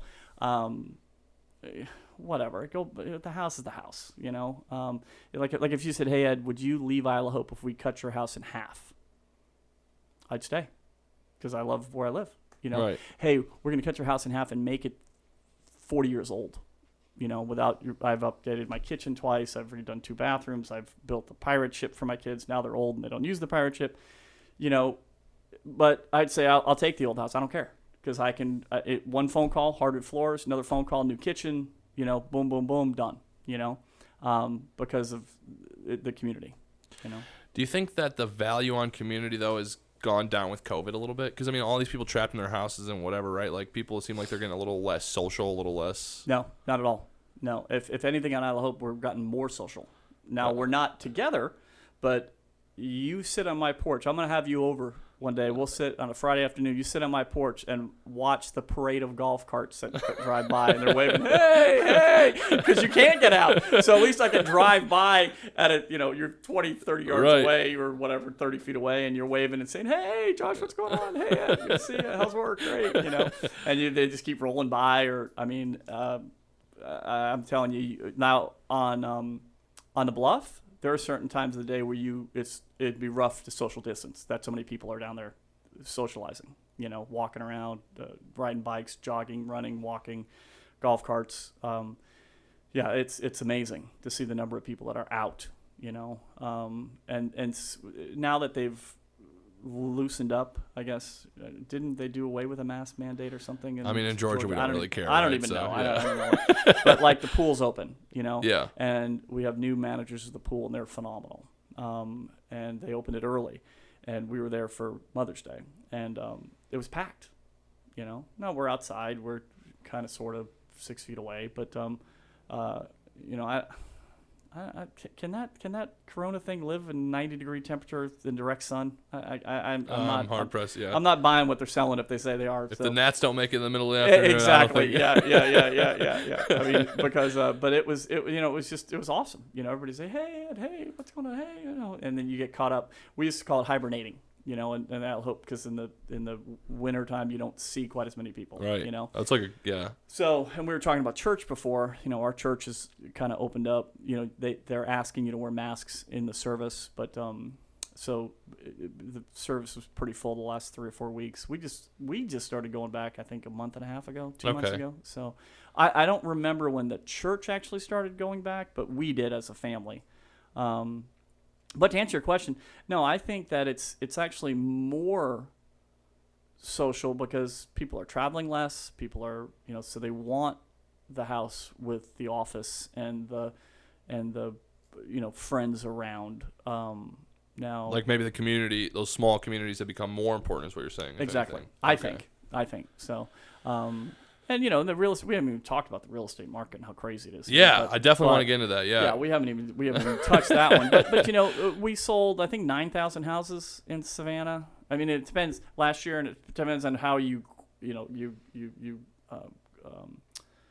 encompass. Like, you know, when I say 9,000, I mean I'm talking like Chatham County, Bryan County, Effingham County. Okay. Last year it's 9,000 and change. But you know what throws our real estate market wacky is, you know, you hear 500,000 people moved out of California, whatever. I don't know what the number is. I'm making that up. Yeah, it's like a huge number. 200,000 people moved out of New York. Yeah, whatever the number is, I don't care. Okay, say it's 150, 200,000, 300,000, 400,000, whatever. Josh, if we get 700 of them that move here, that's huge for this market. What are you gonna pull 700 houses out of your ear? I mean, you know, it's, you know, and then they're moving from, you know, L.A. where they lived in, you know, you have a nice studio here, but this was their house that they lived in, the size of your studio. Yeah. And it was $500,000. And they get here and they're like, for $5,000, we can get 2,900 square feet? What? Yeah. Is that a joke? You know? So, yeah, it's crazy, you know? And that doesn't seem, I keep hearing like, I mean, we talked about it a little bit before, but we didn't really get too much into it, but like the whispers of bubble, right? And I definitely foresee in some markets where it's a bubble, but in Savannah, I don't, because there's still houses that are so cheap. You know what I mean? The bubble, it's a funny thing because, again, it has to do with, we got in trouble in 89, 88. I told you before when I bought my first place for 18 grand. That was a change that was completely governmental. They changed the tax laws, and you used to be able to take passive losses and write them off against active income, meaning that you could have a doctor who invested in a bunch of real estate and got all these write-offs, and then took those write-offs and then put it against their. And I think I'm saying this right. I'm not a CPA, but that totally hosed the real estate market. Okay, totally hosed. And I think there was something that happened with oil too that really hurt Denver. Okay, in '88. Now I lived through it, but I don't remember exactly what happened. But I remember it was a lot to do with the change in the tax laws. So that was man-made. Okay. In 2009, 2008, same thing. You could fog a mirror, you got a loan. Right. No documents, don't worry about it. We'll give you a loan. Okay. Big problem. Okay. They wanted home ownership rates to go up. They're about 68%. I think they're 63%.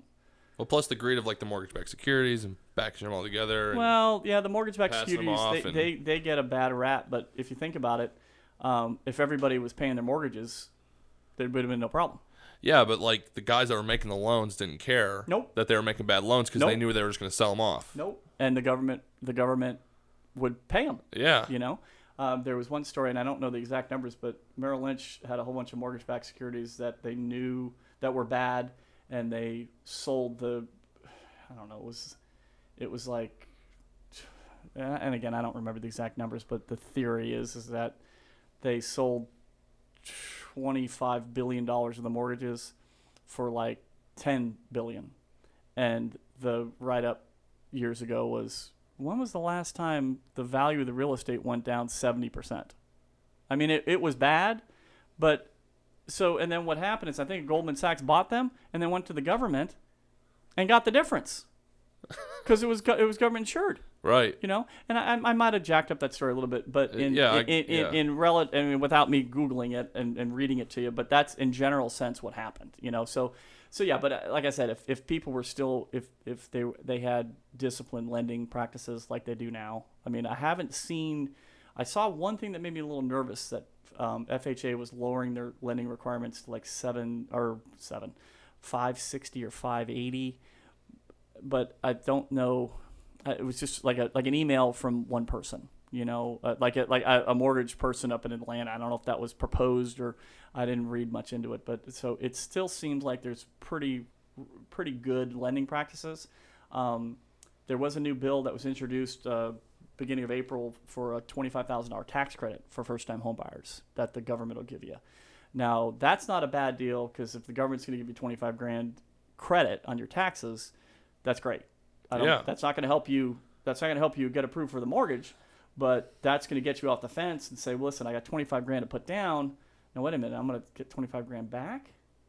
Okay, I'm off the fence now. Right. In my opinion, Which that's only going to keep making these prices go up, though. That's right. And it's first-time home buyers now. Right. It's not so. You're not going to get the doctor who's going to buy his second $700,000 house. He doesn't get that, but it's first-time home buyers. So now that I like that, but the waiving, no docs, all that, no, that's not good. I've been hearing that they've had to on some loans that they've been waiving appraisals and stuff because it's just getting so crazy. Like because their people are so busy, appraisals are so busy. I think it was Chuck Fagan I was talking to on here a couple weeks ago. Do you know Chuck at all? He's I know his name. Okay. Yeah, he was telling me that like I guess the average age of like an appraiser is like 59 or something crazy like that. Yeah. And the market is so busy right now that these banks like have all these stringent rules like they have to have like an appraisal, right? But they literally can't get them. Yeah. So they're like they'll do a drive-by, which in some cases it's not a bad thing, but then you wind up with the booby prize where the inside of the house is destroyed, Yeah. I had one appraisal come in on a small house in Isle of Hope, and the appraiser was an retired guy. I guess he came out of retirement, and he used. I was on Isle of Hope, a block from Bluff Drive. Okay, and he used houses off of Ferguson and Norwood, and I'm like, brother, that's not even. No. Yeah. No. So needless to say, it didn't work. But yeah, I've had less 10 sales. I've had 5 of them with some sort of an appraisal problem. That's the only one we didn't get through, was that one, because it was so far off. I mean, but like I said, it was just, I mean, and see, the thing is that if it were a local bank, they would have looked at it and said, Ferguson, what are you talking about? This is Isle of Hope, But it was a B of A type of a loan, or a big bank, Wells Fargo, whatever, and they're like, oh, sorry, move on. So I've never had an appraisal come back negative. So is there like an appeals process for that? Or like, is there a way to? They ask you to. There's a couple of things. There's this thing called a Tidewater with a VA, where before the appraiser puts it in, you can supply them comps that justifies my price. Okay, as the listing agent, and that's great if you can catch it. But this guy, it was a VA. This appraisal I just talked about that we couldn't work out. He already submitted it. He didn't give us the Tidewater possibility. So, but because once the bank sees it, then it's like tough luck, It's but like I said, a local lender. I don't know what they're how stringent they are or what they do, but they might allow. They might say, listen, this is a bad appraisal. Can we do another one? But I don't know how that works. That's above my pay grade.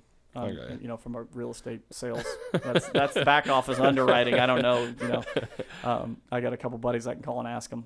So yeah. But yeah, I think that the bubble you're saying, I don't see a bubble.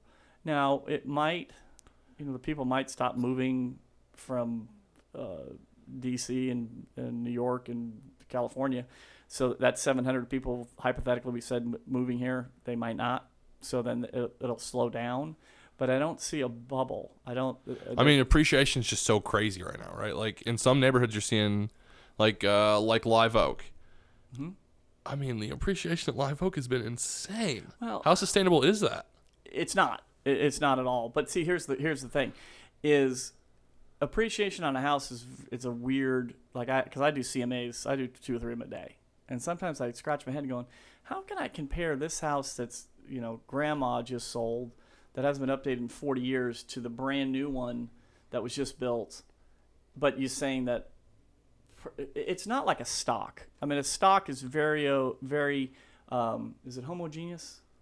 Like a gallon of milk's a gallon of milk's a gallon of milk. Yeah. Like when you have a share of Amazon, and a share of Amazon and a share of Amazon, it's all the same share. So that stock went up 10%.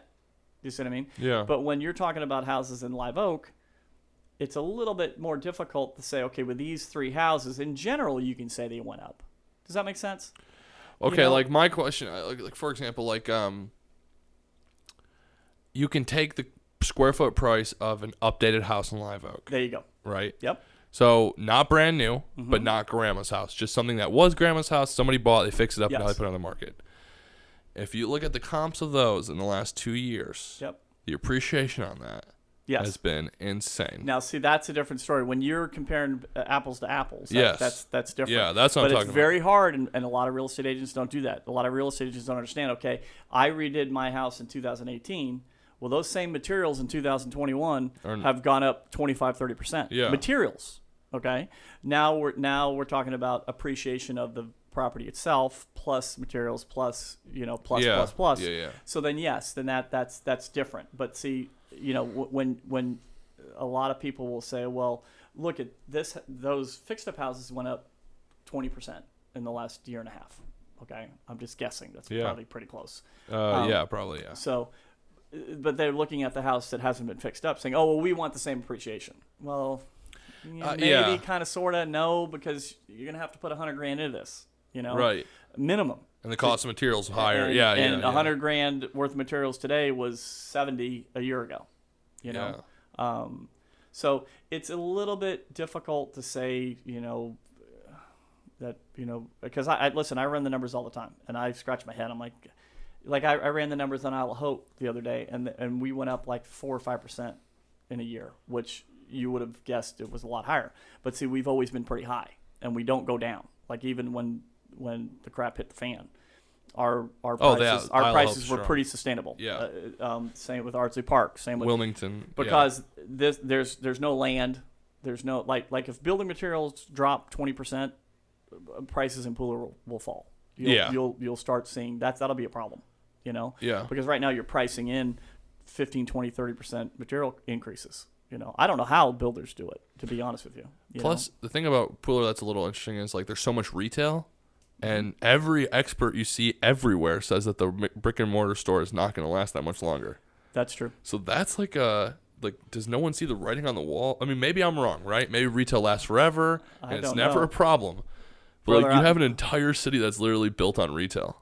Brother, I haven't been to a store, and I can't tell you how long. I mean, I hate to say it, I'll go to my little neighborhood stores, like we talked about Sandfly. Yeah. But, I mean, to go buy, no. I don't do it, Yeah. I mean, no offense to Best Buy, but, I mean, I Amazon. I need a microphone. Amazon. We're on Amazon. I showed you my Amazon account earlier, Except for, I'm going to use this as a shout-out moment. You ever go to Portman's Music? Yeah, of course. Oh my gosh, they're the best. Tell me. They're not the best priced for some stuff, right? But like anything I can do to give them business, I will, because they have everything you need for setting up a podcast on the fly. Seriously, okay. Like all the wiring, all that stuff. I get it from Portman. Well, see, I'm not worried about saving $2.75, $5, $20. I'm worried about the convenience. Because listen, when you say, hey, my wife says, hey, Ed, go to Walmart to get XYZ. And I go to Walmart to get XYZ. And they're out of it. Or they don't have the right color. Or Walmart by your house, the line is insane. And then I drive to the other Walmart. And then they don't have it. And then I drive to the one out there off of Abercorn. Oh, they have it. Great. Yeah. Well, but we're 4 hours into this expedition, all right? I got better things to do, all right? Like go sit on the bluff, so, no, Amazon, boop, boop, boop. Tomorrow. Yeah. Here. And now that they're building the new fulfillment center, yeah, they said it's going to be faster. Son, we might get it in 2 hours. That's crazy. So that's awesome. Yeah. So, but yeah, like Portman's, 100%, I'd support them. And now that you told me that, I'm going to go check them out. Yeah, go check them out. The headphones you're using right now? Yeah. Portman's. Oh, really? Yeah, they're like $80. Not that bad. And they got the they sound great. 1/4-inch hookup, so they hook into like a professional mixer. Yeah. They're really nice. And comfortable. You know what? Now this is a downside of Amazon. We're talking about stuff that you've got to buy in adapters. I have bought for my cell phone maybe 20 of the Type C to 3.5 millimeter jacks. Yeah. For my Rode mics, we're talking about. Yeah. My lavalier mics, and none of them work. I was at a photo shoot the other day, sitting on a dock, and I'm like, oh, I'm going to plug this in, and plugged it all in. No sound. So I'm out on a dock with the wind, and for whatever reason, I swapped. I brought two with me, two different types, because I was like, oh, in case this one doesn't work. But I've probably tried 12, 15 different adapters. So it would be cool, and the reason I'm saying this is to go into Portman with my phone and my lavalier and say, bud, need to work. How do you make? Yeah. Need to work. Need to talk. I wish I remember the gentleman's name, but like every single department in there has a specialist, and so the guy that does all the audio hardware, it's the same guy every time. Okay. So the dude's like an expert. Because if I paid $5 for that adapter or $40 for that adapter, I don't care. Right. I'm at $1 million listing trying to do a freaking voiceover, I'm basically interviewing myself, why you want to buy this house. Yeah. And you hear the and the wind, and I'm like, hello, it just, what I mean, it's not worth it, Yeah. And I'm already, 12 of these stupid adapters. I literally have I don't smoke, but like in an ashtray looking bowl. I've got I'm like, what am I gonna do with these things now? Like a pile of them. Yeah, I'm not gonna send them back to Amazon for $4. Put them in an envelope. So, but yeah, that's key to have a place, and it's Portman. Yeah, I know Portman's. Yeah, they're great. Yeah. But yeah, so bubble. We'll go full circle back to the bubble. I don't know. You never know, but it comes back to what I said. I love where I live. Hell in their high water, I'm making my mortgage payment. I'm gonna live there. Period. End of story. Okay. So if you if I have to start waiting tables or digging a ditch or, washing cars or mowing lawns, I'm making my mortgage payment. Okay. And that's like, you got that sign over your shoulder that says don't quit. I mean, it's the same thing. You know what I mean? If you buy a house and you're planning on staying there for 15 years, don't quit. Get up every morning and dig the ditch and you'll be fine. That's what I tell people all the time. Yeah. Like, what do you do? I said I dig a ditch. What do you mean? I just do the same thing every day. Just get the shovel and start digging, and it's but it goes back to what we talked about. You find your gift, keep doing your gift, and you'll be fine. Yeah. It's not work to me. It's not at all, so. Let me ask you this. How are you furthering your education? What kind of books are you reading? What kind of things are you listening to? Gosh, I wear YouTube out. If YouTube starts charging me, I'm going to have to quit being a real estate agent because I listen to YouTube probably 5 hours a day. Okay. And, I listen to stuff in between. I'll listen to podcasts. I'll listen, driving to and from. Just 90% of it's YouTube. And people will think, well, YouTube just videos. It's just crazy cat videos. There isn't a book that you can't find. There's 5 or 6 are they vloggers, podcasters, whatever, that do what do you call that when you summarize a book?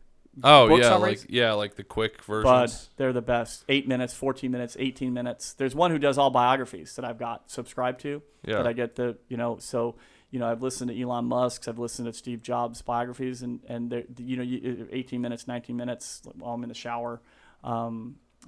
That's what I do. Do you pay for the YouTube Premium? Of course. Oh, yeah, I was gonna say it's a game changer, isn't it? Yeah, somebody Once was like, you got it. Yeah, don't the ads bother you? And I'm like, what do you mean ads? I don't get any ads, because of that. Yeah. And that's it's. And you can lock your phone and put it in your pocket. It's like how great. much is it? Yeah. It's only like $10 a month, I think, or something. Or yeah, 12. I don't remember. It's just it's not because that I have expensive. because I have the Google Drive. I've got the 2 terabyte. Yep. 2 terabyte. So I don't know if that's and I have a Gmail, I have all that. Like the G Suite. Whatever it is. So I think that might be part of it. But Google's is money. If I had to perform brain surgery on you in an hour, if I had to, I could do it. Give me an hour, I got it, Seriously. What can't you do on YouTube? Seriously. My daughter was recently born with TGA. Do you know what that is? No. It's trans. I should know. Basically, what happened is her arteries switched and her lungs were on one circuit and her body was on the other, so she wasn't getting oxygenated blood to her organs. Long story short, though, is before they did this arterial switch operation where they switched it back. Yeah. I watched the whole thing on YouTube. You watched a YouTube video about the surgery your daughter Literally was going to get. Watched the whole surgery. That's out of control. And speaking of surgeries, my son was born with a birthmark, and he had a surgery on his birthmark, and the doctor came out. I'm sure this was the same dad moment, and the doctor's like, hey, Dad, I got this. I've done 10,000 of these, surgeries. I said, you've never done the freaking surgery on my son. That was your fighting words. I'm like, so you better make sure this is good. Yeah. So, because that's a difference. It's a different ballgame when it's a kid. Yeah, it is. Yeah. Way different ballgame. It was pretty crazy. I haven't really talked about that much, but it was pretty crazy because we were looking up pictures of how big a baby heart is. Oh. And it's somewhere between a quarter and a 50-cent piece. Like a golf ball. And they have to cut arteries off this thing that are smaller than that even. And then switch them, and there's a vein that goes to one of them. They got to take that off and put it on the other, then sew it all back up, and then restart the heart and put it back in the body. Okay. I said if you don't believe in God, go sit on Bluff Drive. If you don't believe in God, watch one of those. Watch a baby's go heart. watch YouTube. Watch a baby's heart. How do you get from 2 cells to that? Because we had babies when we were a little bit older. I think Lisa was 30. 32, 30. She'll kill me for telling it, but anyway. So we were older, but I don't remember exactly. Nice knowing you, Ed. Honey. Yeah, exactly. I'm sleeping at your house now. So, but we used to go to these baby doctors. Because how old are you? 25. 25. Yeah, you're a baby. Jesus, I got shoes older than you. I'm not kidding. But where am I going with this? My shoes older than you. The baby. As you get older, you won't have to deal with this for another 10 years. is that as you get older, the statistical chance of having Down syndrome or whatever genetic, up. It goes up dramatically. And why am I telling the story? You got me. I started thinking about my old shoes. If you don't believe in God. Oh yeah, we'd walk into the doctor's office, and we had good friends that were one doctor was like the top 50 baby doctors and the whatever baby doctors, girl doctors in the country who did high risk pregnancies. And he'd be like, yeah, blah blah blah, talking about statistics and this. And I'm like, Doc, I understand all that, but how in the hell does it work out? Period. From 2 cells to a baby. No, it's pretty insane. What in the world? Yeah. And it goes 2, 4, 8, 16, 32. What? Like, how in the world? Everything that has to go right. I think Gary Vee says the statistic is like you have a 1 in 400 trillion chance. That's right. Of being born a human. Of being born a human, exactly right. That's exactly which is right. insane. So, and that's what freaks me out, about babies and, like you said, the baby heart. I mean, I joke with some of my doctor friends. I'm like, you guys really aren't doctors. It's that the thoracic heart pediatric surgeon. Yeah. I mean, I could, in my mind, I could say, I could work on your heart. I can figure that out, but not really. The baby heart that's as big as your thumb? Come on now. Real estate's easy. I told you it's easy. Yeah, I'm not, yeah, I couldn't do that. Maybe I could be a lawyer in my next life, but doctors, yeah, I don't know. Wow. Yeah. Let me ask you this. If you could go back and talk to day one you, or, you're talking to an agent, day one agent, they just got their license today, what kind of advice would you give them? I think day one me out of college, or even day one me or agent that's, 8 years ago, is just don't give up. I mean, if people just, they do stuff for the wrong reasons, meaning they want to make a ton of money. They want to be famous. They want to, please their dad, their mom, if you do what God put you on the planet to do, you're golden. You're golden. Because it's not about how much money you make or how many houses you sell. How many people do you serve? How many people do you help? Right. So I would just say focus on that, because listen, if this is like the top thing I read on my to-do list. My job today is to serve 10 people. Done. That's it. Everything else falls in a line, Now I've got to, edit videos and this and that, but if I do that top thing, and in my God-given talents, serving 10 people every day, you'll be shockingly successful. That would be my advice. And everything else will fall into place. I mean, I've been blessed. I've told you about the 3 jobs I've had, 3 careers. I've made over $200,000 a year in 3 jobs, 3 separate jobs. That's pretty extraordinary. Yeah. Yeah. And I promise that if I stopped doing real estate tomorrow, 6 months, I'd be right back at it, doing something.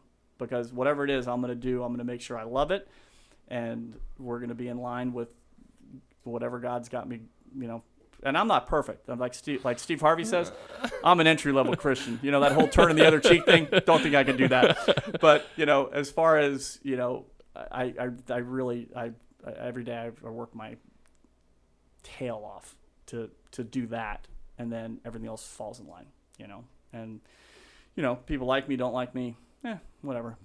I do what's best for my clients, and that's it. And that's why I love the videos, because you may, somebody will listen to this podcast and go, oh, that Ed guy, he's a jerk. Okay. But I was an honest jerk, and I probably kicked your tail in a negotiation. That's why you're mad at me, And you know what I'm saying? Yeah. But I get up every day with the best intentions to do what I can do to help whoever I'm across the table from, And that's authentic. That's as real as it gets, And I don't have to sell a house to make a car payment, or like some agents do, Yeah, I just do, I'm cheap as the day is long, and I just love what I do, and I'll spend a whole bunch of money on these toys you got around here. But Be careful, you get carried away. Oh yeah, trust me, I know. I'm already eyeballing your camera, and I have a couple the Sony 4K cameras, that I use. I bought them for work, but I used them at the church. Videoing, and that's something I'm real proud of, is that when COVID, like 2 years ago at my church, we was it 2 years ago, 2.5 years ago? If you look up Isle Hope Methodist YouTube channel, the reason why they have YouTube channels because of me. Hey. I was the redheaded stepchild, because they're like, video? We're not videoing this. And I had my son Charlie, who 2 years ago he was 12, so he's up front with my cell phone videoing the service, and I'm in the back with my camera, and I got some blowback. The more traditional people, people don't like change. So my son's up in front walking around during the service, and like, what is that? Why distracted? Yeah. Well, it winds up, see again how God does stuff, cash, you're prepared, folder, blah, blah, blah, and then all of a sudden they're like, those same people are like, thank you. Because now they've got, it's gone crazy, and like I said, you don't know. Like back in Denver, and this blew me away. Back in Denver, when I was a stockbroker, and I left the restaurant, it was on my heart that I wanted to do something for Thanksgiving for the homeless. And I got my old brokerage firm, and I got a couple restaurants to chip in, and we are going to do feed the homeless thing. And it was right by Coors Field, okay, in a restaurant called the Chop House right there. And the general manager didn't want to do it. He was like, no, we're not doing this. We're closed. We're not doing it, blah, blah, blah. And while I'm arguing with him, because my brother worked there, and while I'm arguing with him, the other assistant manager walks by. I think her name was Jill. And the manager goes, she goes, whatever your name is, I'll do it. I forget his name. I'll come in and work it with Ed. No, that's no problem. Well, then 2 cooks heard, 3 cooks heard, and 4 waitresses, and blah, blah, blah. And all of a sudden, we've got like 50 people volunteering for this thing, and we fed like 400 people. Well, the next year they did it again. The next year they did it again. And then somewhere in here I moved, okay, to here, okay. Well, like 3 years ago, my sister-in-law works for this company, okay. This was kind of cosmic God stuff again. She goes, hey, Ed, you know that thing you did? I'm like, I haven't thought about it for years, okay. I'm like, yeah, that's, what about it? She's like, they call it the miracle on 19th Street. And I'm like, oh, that's cool. And she's like, yeah, now we do it in 5 cities, and they feed like 40,000 people. Whoa. Now, I haven't told, there's like people are going to hear this and go, no way, Ed, you've never told us this story. But I haven't, because like I'm saying, you just don't know where this stuff's going to take you. Right, like if you just open your heart like God leads you, we're going to go. That's it. And then he uses those little tiny things to make huge ripples. And we were, 25 years ago, I was just a screwball who went to church every once in a while and just, but like I said, that bugged me. Like my brother, he's like, this is stupid. I don't want to do this. And then I was like, come on, bro. And he's like, okay, for you, I'll do it. So he did it, and then we did it together. And then we got more, and just like with the YouTube stuff. Now, my church, like your church, your church is huge on video. On the video. Yeah. But still some of the best videos that we have out there on the Isle of Hope Methodist Church YouTube channel were the first ones we did with my cell phone and Charlie up front. Oh, really? Oh, hands down. Because he was little, he was short. Yeah. So he wouldn't distract people, and he'd get like right up in their face, and you wouldn't see him over people's heads. You know what I mean? Yeah. So it was funny. It's like, what is that camera? You can't see, Charlie did a great. Now Charlie's 6 foot tall, so he can't do it. Now you need to recruit some kid from your youth group. Yeah, like, exactly. Get in here. Exactly. So, but yeah, just stuff like that. That's what I'm saying is you don't know where the ripples are gonna. You don't know like if I help this guy, and I could care less. If she never told me about that story, I didn't. Whatever. It just was one of those things that just happened. Right. And it's just like the video thing. That the video thing was weird. I used to walk into church and get these looks from people like, "What are you doing?" I was just like, and I was like.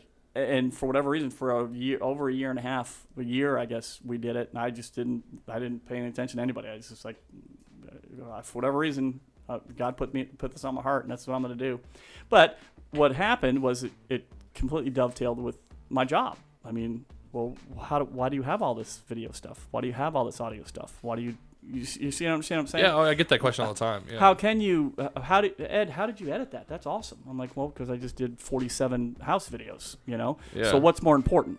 No offense to my clients, but doing the song that is praising God and Jesus, or is selling another house. Well, sorry. Yeah. It's the praise and worship music, but that helped me with the houses. The houses helped me with that, and that's how it works together. Yeah. Does that make sense? Yeah, that makes sense. Yeah. Complements each other. Exactly. Yeah. Exactly. So, because it's a gift. That's the gift that I was given, and there you go. So. Yeah, I guess I never thought about just the pursuit to even want to do that's kind of a gift. Of course. All of it's kind of, part of the gift. Yep. Yeah. Exactly. So. That seems like a good note to end on. Yeah. Thanks, bud. Thanks for coming on, man. Dude, this was fantastic. How do people find you? Just if you just Google Yannett, Yannett, Ed Yannett. Just go to your website. It'll pop up, myhomesavannah.com. But if you just type in Ed Yannett, Yannett, I'll come up. I'm on Facebook. I mean, what's your Instagram? Do you know your handle? I'll put it in the show notes. That's a good question. I'll put it in the show notes. It used to be Mr. Ed. Okay. Because I joked with the kids from my middle school Sunday school class. I said they'd call me Mr. Ed, and I'm like, you know who Mr. Ed is? And none of them knew it was a horse. So I showed them that, and they thought that was funny. So I changed my Instagram handle to Mr. Ed Realtor. I don't know if I changed it back. It might be Mr. Ed Realtor. But like I said, because I have a big digital footprint, you just type in Ed Yannett, and you'll see 5,000 things pop up. So all right. Hopefully they're good, but anyway. Well, thanks for coming on. All right, my man. You're awesome. See ya. Thanks, bud. Hey, y'all. Thank you so much for listening this week. If you want to show some support, please head on over to mpgpodcast.com. Check out the awesome merch we have on there. And also subscribe and comment wherever you listen to this. That does huge things for pushing us up on the algorithm, whether it's on Spotify, Apple Music, Apple Podcasts, Google Podcasts, YouTube, whatever it is, whatever platform you use. Go right now. Go subscribe. Go comment. Help push us up. And also, please share us on your social media. The more listens we get, the more I can bring, more guests I can bring in, the more value I can bring you guys. So thanks so much. It's a total team effort. I appreciate all the support. And I hope you all have a great week. See you guys next week.